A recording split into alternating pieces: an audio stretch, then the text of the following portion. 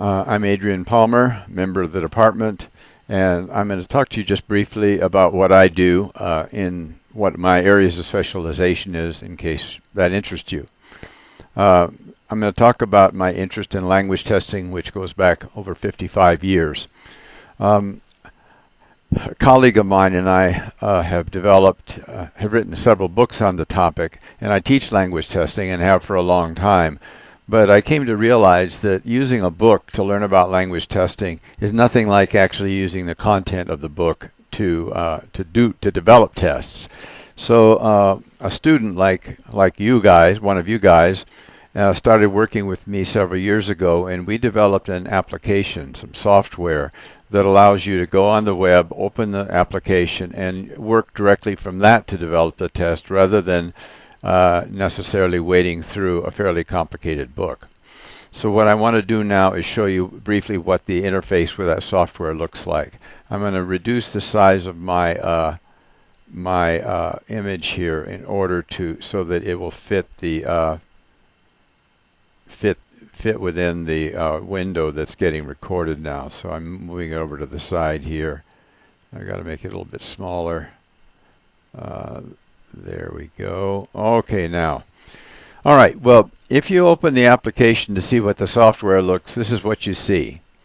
So what you see is the name of the application, Testifies, and then you see the how you can go about developing a test by filling in either any one of four forms. They're called initial planning, justification, design statement, and blueprint. So you all know how to navigate around a website. Well, this is the same here. So let's say you want to start by developing initial planning. All you do is just click on this thing here, and it opens, right? So now you have the document that you have to fill in. See? So all you're doing is really filling in information in tables. So here it says who are the test takers, and you describe them here, and how will they be affected by using the test, you describe that here. And it goes on, and you can scroll down there, and everything you're doing really is filling in tables.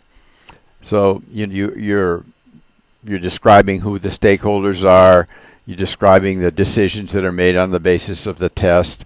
Here's what you have to know about their language ability in order to make the decisions, and how could you get the information. So you see, all you're doing is doing what you're very familiar with because you use the web all the time. So let's say, okay, you've done some of that. Now you want to go to create a design statement. Well, you just double click on that, and now you've got the design statement. Another table, you fill this stuff in here, you fill it in there. You want to go down, you fill it in here. Now, just a second, let me set my timer here. I was probably going about 1.5 minutes, so it'll remind me when I'm out of time. Let's look at something a little more complicated than that. Let's say you want to create the justification. So you double click on that, right? And it opens. Now look what this thing does. These are the 4 parts of justification, but let's say you don't care about doing this one, consequences now. You want to go directly to decisions. So you open that, and it will open it directly like that. And let's say you want to make some, you want to look at the various parts of that. You click on that, and they're exposed. So the beauty of this is you only see what you need to see. You don't have to see everything like you do when you open a book. You get to see and zoom in on precisely the part of the process that you're interested in. And all you're doing is clicking. So, I mean, I'm just going to click, and you see things change. Watch. They'll change. If I go over here, and this will change again, you see. So you're just doing performing very familiar actions to let you get at what you need to do. And the software handles all the process of assembling what you've entered in these tables and so on into documents that you can use to document your test assessment process. So I just wanted to briefly show you what this thing looks like so you can see that it's not mysterious at all. And now, in terms of why this might matter to you, let's say you want a job. Well, there are tons of jobs out there for people who want to teach language. But most people who apply for these jobs don't have they're not qualified to help the employer develop tests. And testing is a big part of any program that you might find yourself in. So saying that you know how to go about this in a systematic way, that you've been trained to do this, will give you a huge advantage in terms of getting employed.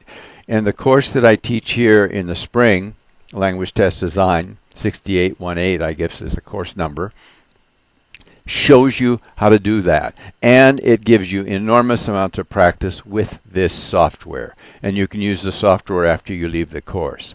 So very briefly, what I've tried to show you is, first of all, kind of what I'm interested in, a little bit about how it works, and why that might be to your advantage to know something about this. And I sure hope I see some of you in my course. I really think you'll like it. I think my students like it. And I know they love the software because they tell me that.